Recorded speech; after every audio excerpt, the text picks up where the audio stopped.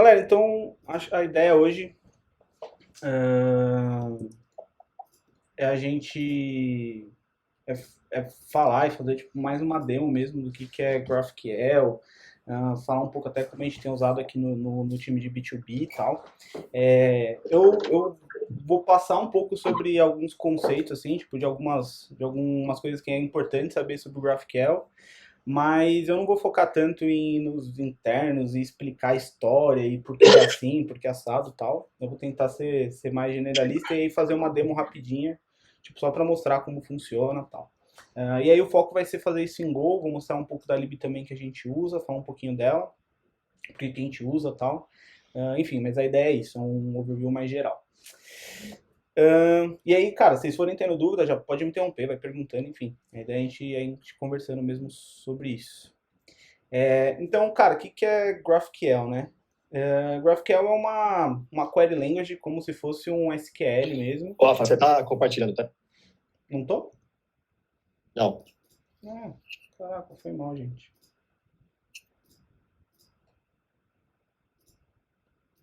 Foi? Também? agora foi. Boa. É, Então, voltando aqui, o que é GraphQL? É, Cara, o GraphQL é uma query language mesmo, como SQL, por exemplo, e várias outras que a gente tem por aí. E mais ou menos quais são os conceitos dela e qual que é a ideia, né? Então você desenha qual que é o seu esquema. Então você vai desenhar ali quais são os seus objetos, tal. Você determina quais são as relações entre um e outro. E aí você vai conseguir, a ideia é que com uma query, né, específica, com um request específico para sua API, você conseguir extrair todos os dados que você precisa. Em linhas gerais, é um pouco desse o conceito. E aí, sabe, só dando um overview geral sobre a história, foi desenvolvido pelo Facebook, eles começaram a fazer isso lá em 2012. E aí lá em 2015 virou open source, e acho que em 2018 virou uma especificação, tal, com uma tag de stable lá. Mas enfim, é um projeto já que tem alguns anos de vida. Mas voltando aqui, né? Então, o GraphQL é uma query language com conceito de grafo, né? E aí, só voltando, o que é um grafo, então? Grafo é uma estrutura que a gente usa para relacionar um objeto com outro. Então, quando você está vendo um grafo, é comum que você tenha essas duas palavras vértice e edge, né? Então, a vértice é o seu objeto em si, é o cara que você vai relacionar, e a edge é a relação entre objetos. Então, um exemplo aqui, por exemplo, vamos dizer que a gente quer ir do ponto A para o ponto B. Então, o ponto A é uma vértice, o ponto B é uma vértice, e a conexão entre esses dois pontos é a edge entre eles.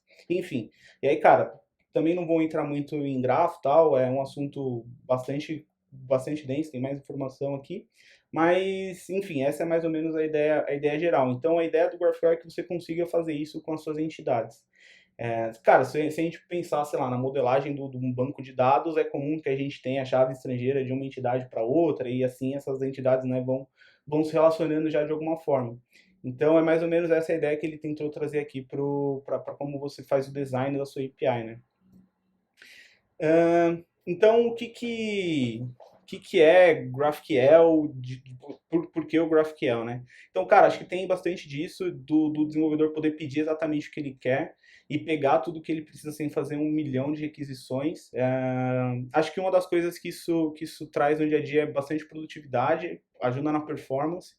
Então pensa que, cara, puta, antes você precisava para carregar uma tela fazer 50 requisições, agora você faz uma e o seu servidor de GraphQL vai cuidar para fazer isso para você de uma forma concorrente.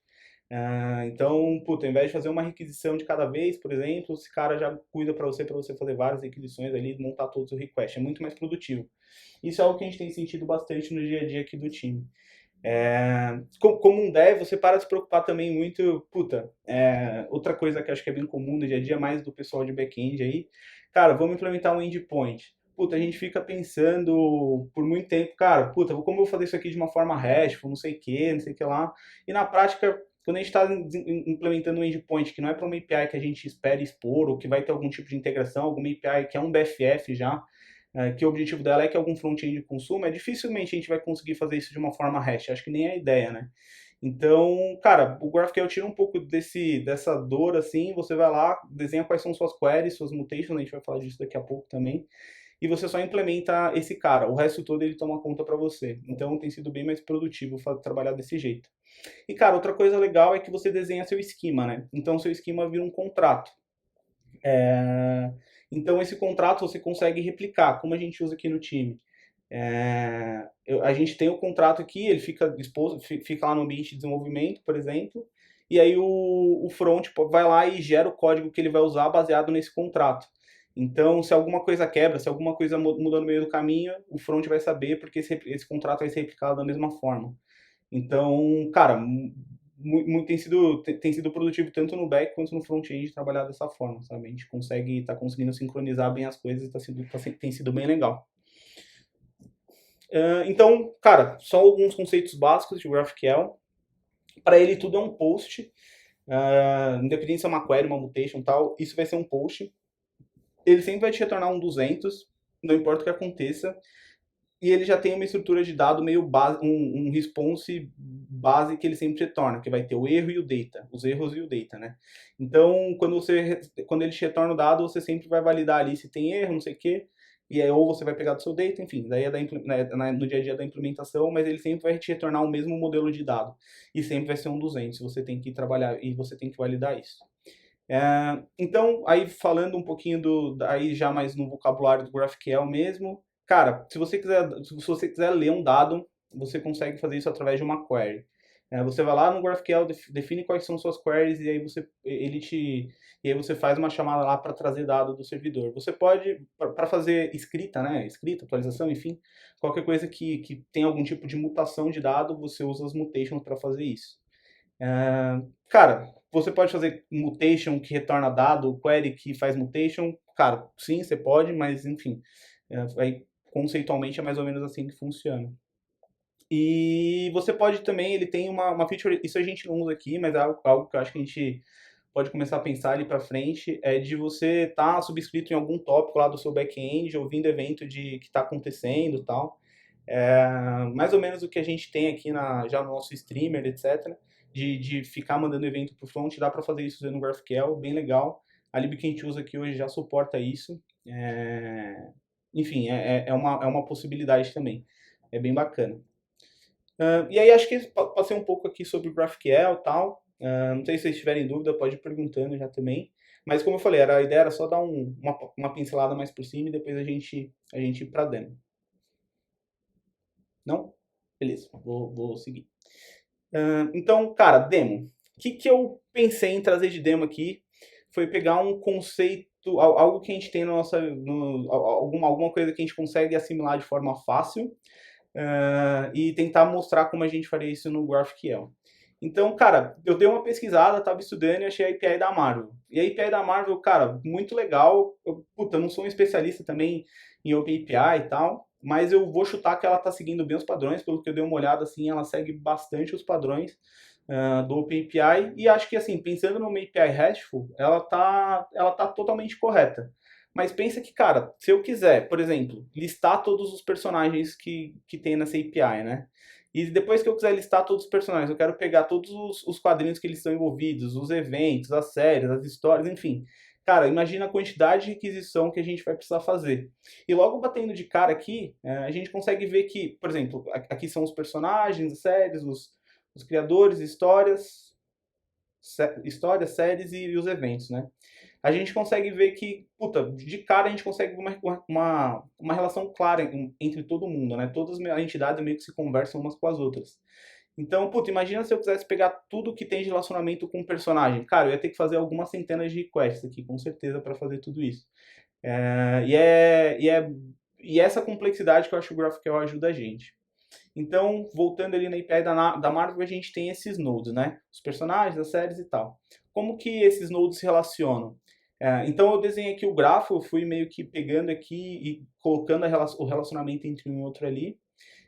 E eu cheguei nisso. Então, é mais ou menos esse o grafo que a API da Marvel já tem, tipo, por padrão. Só que ela não expõe os dados dela dessa forma.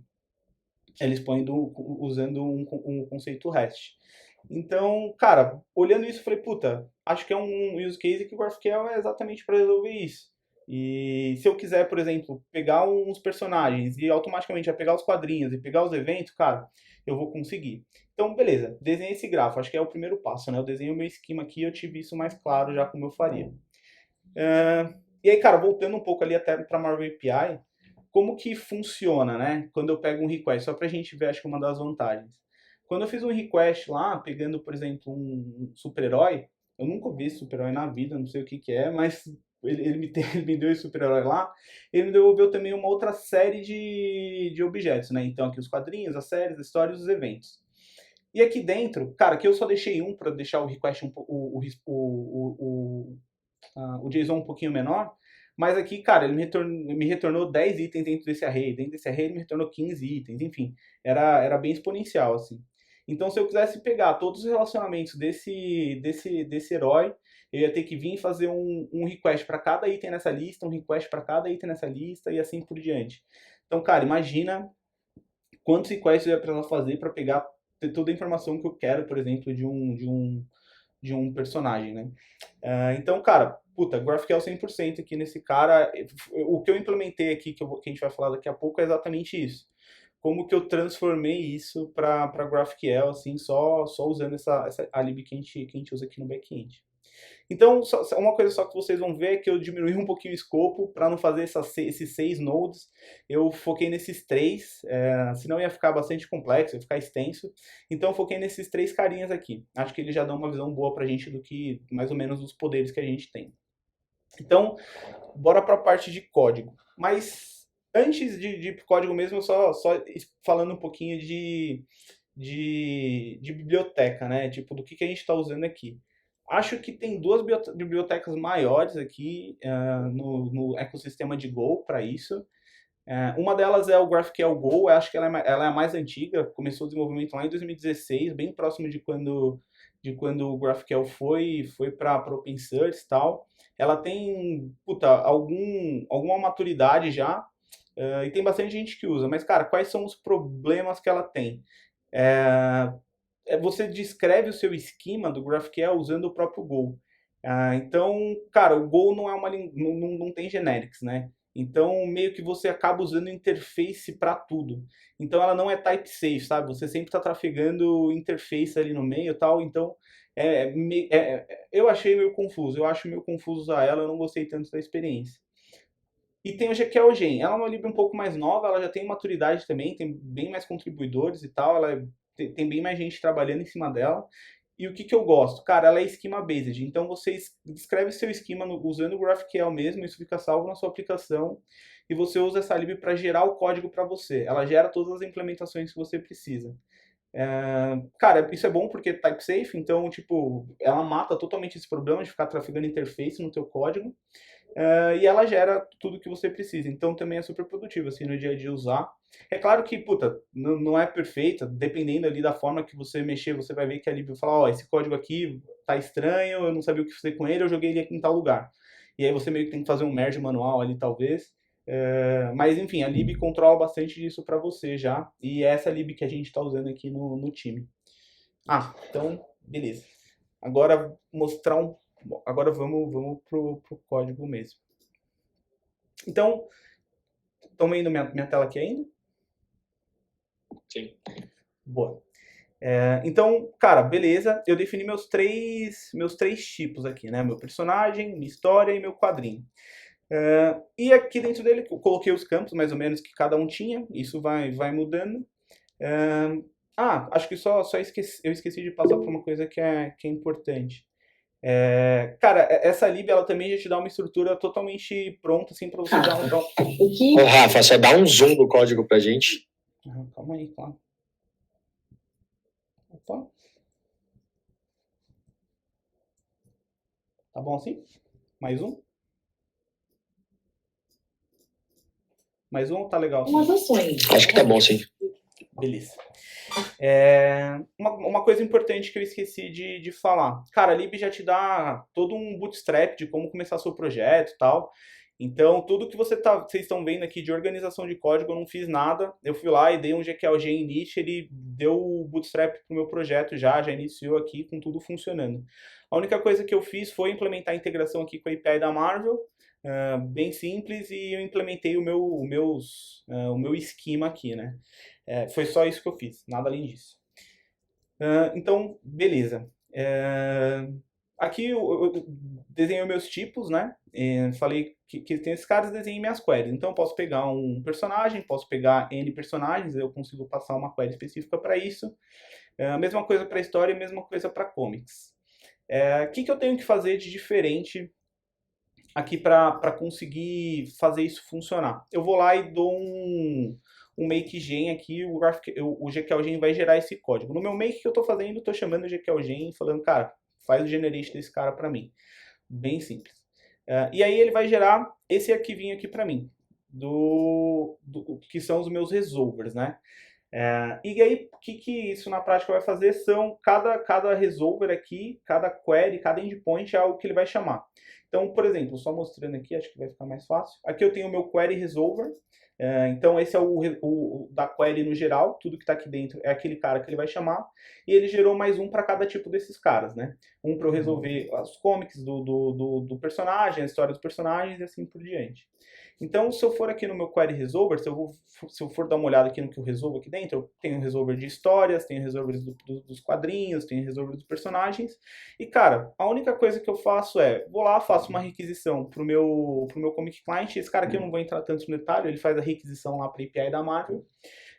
E depois eu faço um map pro meu módulo do GraphQL. Cara, basicamente é isso que eu faço, sem nenhum outro segredo. Se eu for ali nos meus outros resolvers, por exemplo, o meu resolver de personagem.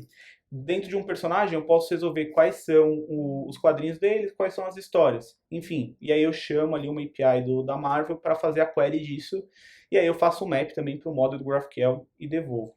Cara, simples assim, sem muito segredo. É isso que eu faço para fazer o link entre as coisas. Cara, se isso aqui fosse uma API REST, puta, imagina a quantidade de coisa que eu ia precisar fazer para implementar. E lembra que, por exemplo, vamos supor que eu fiz uma query aqui e eu peguei, sei lá, top 5 personagens. Eu peguei o top 5 personagens e eu quero pegar as top 5 histórias desse personagem, por exemplo, alguma coisa assim. Eu vou fazer 5 requests e para cada um desses personagens que retornarem, eu vou fazer mais 5 requests para pegar cada história. Então imagina, cara, se eu fosse fazer isso aqui usando uma estratégia REST normal, cara, ia ter uma puta complexidade para fazer isso de forma concorrente, para conseguir ter um pouco mais de performance e tal. Cara, o GQL Gen gerencia tudo isso pra gente. E aí, cara, a carinha tipo da API para vocês verem, só, puta, super simples. Ele pega, dá uma porta, você define qual que é o seu server aqui baseado na implementação que você tem. Aqui eu só injetei, né, os meus clients para chamar a API da Marvel e, cara, tá pronto. Então, aqui não tem muito segredo, eu dou um run. E aí, a gente vai ver o famoso playground do GraphQL. Vou apagar até essa query aqui. O GraphQL é uma coisa legal, acho que as implementações de todas as languages vão ter esse playground aqui, ele é bem legal, ele deixa você brincar com a sua query, né? Você, teoricamente, não precisa de um Postman, alguma coisa assim, você consegue salvando suas queries aqui. Então, primeira coisa, eu quero fazer uma query, certo? Então, ó, eu vim aqui e eu quero fazer uma query. Aqui, se eu quisesse fazer uma mutation, eu escreveria mutation, e, enfim, assim por diante. Então eu quero fazer minha query. Dentro da minha query eu quero pegar os meus personagens. Dentro desses personagens eu quero pegar um offset. Eu quero pegar do número 0 até o 5. Então eu quero pegar os top 5 personagens, por exemplo. O que eu quero de informação desses caras? Eu quero pegar o nome dele. Beleza, peguei os primeiros 5 personagens lá da API da Marvel. Mas, cara, para cada personagem desse, eu quero pegar as histórias também. E as histórias eu quero pegar da história 0 até a história 5 desses caras. O que eu quero saber de informação da minha história? Cara, eu quero pegar o title dela. O Graphic foi exatamente isso que ele fez. Eu peguei o primeiro personagem, depois disso eu fui lá e peguei as histórias relacionadas a esses personagens. Mas, cara, dentro da história, eu quero saber quem são os quadrinhos que tiveram. Daí eu quero pegar do 0 ao 5 também. E nos comics eu quero pegar o title dele. Você vê que vai demorando mais, né? Porque, puta, eu vou aumentando a complexidade da minha query. E aí, cara, que beleza, não tinha nenhum comic pra esses caras, então ele veio zerado, mas se tivesse ele retornaria. Cara, aqui, se vocês forem reparando, eu posso fazer uma bizarrice e, cara, voltar para personagem de novo. ah, Zero, por exemplo, limite 5. E aí, voltando para personagem, cara, ele vai me deixar eu buscar comic, enfim, eu consigo ir descendo para um nível bizarro e posso fazer uma query, puta, que eu vou ficar dando meio que volta, né? Isso, o GraphQL Gen ele chama de nível de complexidade. Então, cara, eu consigo definir qual é o nível máximo de complexidade que você quer, que você pode fazer numa query, quantos níveis você pode descer, etc e tal. Esse, no nosso caso, a gente não usa. Acho que isso faria mais sentido se você fosse fazer alguma API pública, por exemplo. Acho que o GitHub tem uma API pública bem famosa também de GraphQL, fora Facebook, Instagram, acho que esses caras todos têm API pública de GraphQL. Acho que para esses caras isso é mais importante. Para a gente aqui, como é um uso interno nosso, a gente não se preocupa, mas é algo que você consegue fazer, algo que você tem que se preocupar. E aí, voltando aqui para a demo, só para, acho que fechando aqui mais ou menos o nosso overview geral. Cara, essa foi a query mais ou menos ali que eu fiz, né? Então eu fiz uma query, peguei os primeiros 5 personagens, as primeiras 5 histórias de cada personagem, os primeiros 5 quadrinhos de cada história. E ele me retornou o resultado ali pronto, né? Tipo, vamos voltando lá. Acho que só tirando esse cara aqui, é mais ou menos essa mesma query que eu fiz. Foi essa query que eu fiz e eu consegui pegar todos os dados que eu precisava. Se eu quisesse fazer a mesma requisição, indo a requisição, usando uma estratégia REST, cara, se eu não me engano, tem 31 requisições aqui dentro.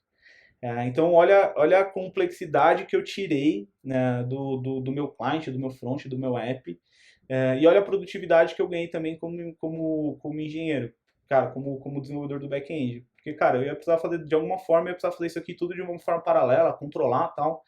E, cara, o GraphQL faz isso pra mim. Então, puta, a produtividade assim é muito melhor e a gente consegue tirar vantagem de todos os lados. E é isso, galera. Era isso que eu queria mostrar para vocês. Assim, a gente tem usado o GraphQL bastante aqui no time. Acho que o Luciano também, se ele quiser dar as experiências dele, ele pode. Mas, cara, tem sido muito legal. As libs têm uma estrutura muito, muito boa, assim, para você montar para você colocar no seu server. Tem muita coisa pronta. Tem, cara, estratégia de cache que você pode fazer e tal, e meio que isso vem meio que built-in no GQL Gen, sabe? Você pode só ir plugando as necessidades que você tem e a lib já tá, e a plataforma assim já tá bem pronta, a lib deles está bem madura. Então tem sido muito legal, cara, tem sido super produtivo e a gente tem curtido bastante, assim. E era isso.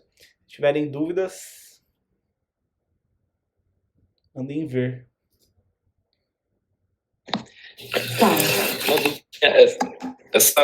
Essa ferramenta, ela tipo, tem algum tipo de. Porque uma coisa que eu acho do GraphQL, por conta dos contratos, tenta muito gerar mocks até mesmo automatizados, né? Essa GQL, ela tem alguma coisa do tipo? Cara, não cheguei a olhar a nível de gerar mocks automatizados, porque pra gente aqui, o que eu testo, né? Então, por exemplo, voltando aqui no código, eu testaria a chamada desse método, certo? É o que ele gerou pra mim. Eu testaria a chamada desse método. E nesse método eu chamo um client aqui. Então, se eu tivesse um mock nesse caso, eu teria um mock desse meu client aqui. Aí, enfim, a gente pode ter alguma estratégia para gerar isso automatizado também. Mas eu não cheguei a olhar se, puta, tem alguma coisa para eu gerar um mock disso, e eu também não cheguei em use case que eu queria gerar, tipo, gerar um mock disso, sabe? A não ser que eu consumisse um GraphQL em algum outro back-end, sabe? Alguma coisa assim. Mas esse não é o caso, a gente usa só para o front, então eu não tive nenhum use case que eu precisei fazer isso ainda. Tipo, eu não sei se foi claro, mas era mais no sentido de até para teste de front-end, sabe? Eu tô pensando mais no uso do front-end disso do que do back-end em si. Entendi. Conta aí, Luciano. Conta aí o que você faz lá.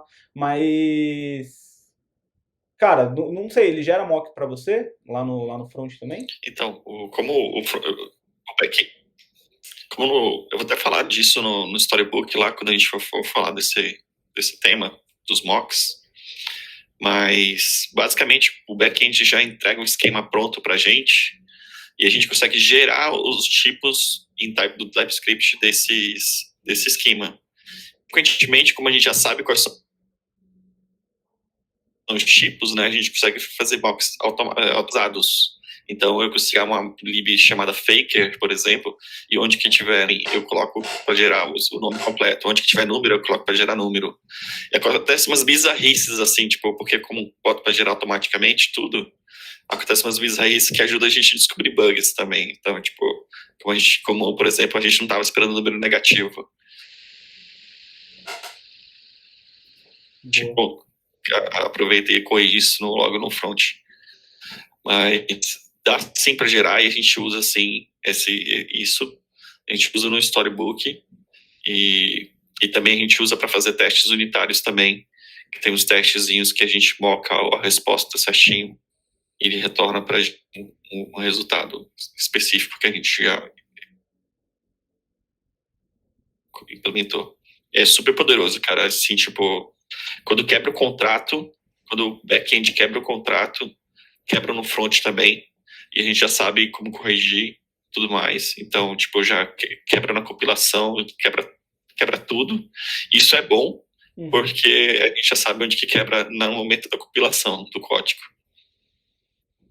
Acho que essa até puxa a vantagem de a gente estar usando o TS, né, pra esse cara, mas, enfim, tipo, pra gente dá bastante segurança, assim, a gente sabe que a gente não tá fazendo nenhuma besteira e subindo alguma coisa que teoricamente não vai funcionar, sabe? Ou pelo menos alguma coisa bizarra, né? Às vezes uma coisa ou outra passa, mas, tipo, o grosso a gente consegue garantir bastante, assim. Tipo, um campo sumiu. Cara, vai quebrar tudo se um campo sumiu, se um campo mudou de nome. Vai quebrar tudo se um campo mudou de nome. A gente já sabe que a gente tem que ir lá e refatorar também.